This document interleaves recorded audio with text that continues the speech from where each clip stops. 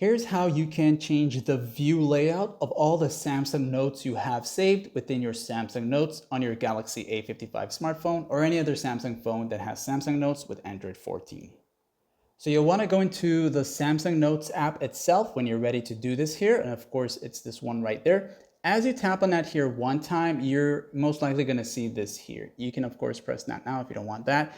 And to change the view, you will tap on the three dots right here at the top right.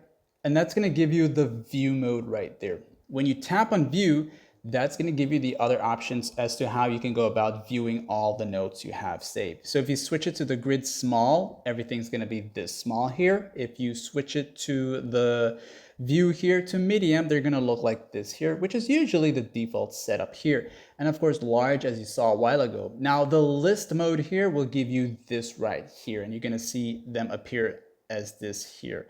And of course, finally, going back here to view, and simple list will give you this simpler layout for you. So if you've been looking for this here to change the way how your notes appear within your all notes Samsung Notes section here, like and sub. How much times did I say notes anyways?